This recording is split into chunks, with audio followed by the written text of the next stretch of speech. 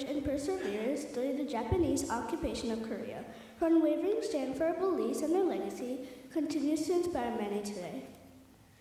Esther N. Kim was a Christian who refused to bow to a Japanese shrine, an act that led to severe persecution and imprisonment. Her story is a testament to standing firm in what you believe despite the harshest trials. She was born in 1908 in Korea and raised in a Christian family. She had a brother and sister. She became a teacher and had a strong faith that guided her decisions. Her upbringing laid the foundation for the courageous stand she would later take. During Japan's occupation of Korea, emperor worship was enforced, requiring people to bow to shrines. Esther refused to do so, believing it was against her faith. This decision led to severe persecution and eventually her arrest.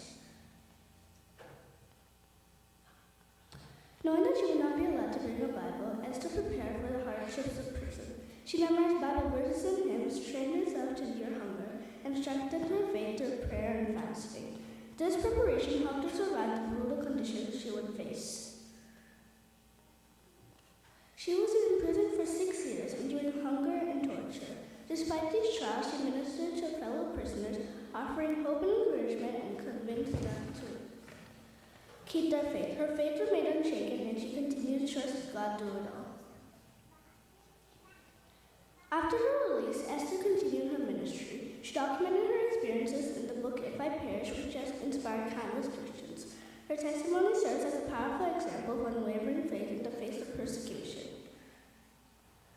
Esther Kim's story is one of resilience and faith. Her example encourages people to stand firm in their beliefs even when facing immense challenges. She remains a source of inspiration for Christians around the world. This verse from the book of Esther perfectly parallels the life of Esther and Kim. Like Queen Esther, she faced a moment when she had to choose between obedience to earthly authorities or faithfulness to God. She understood that her faith was given to her for such a time as this to stand firm when it mattered most. Her courage and preparation reflect Queen Esther's resolve to trust God even when the cost was great. Esther and Kim's life is a powerful testimony of faith and endurance. Her story challenges us to stay strong in our own faith and trust God even in difficult times. May we find encouragement in our journey as we face our own challenges.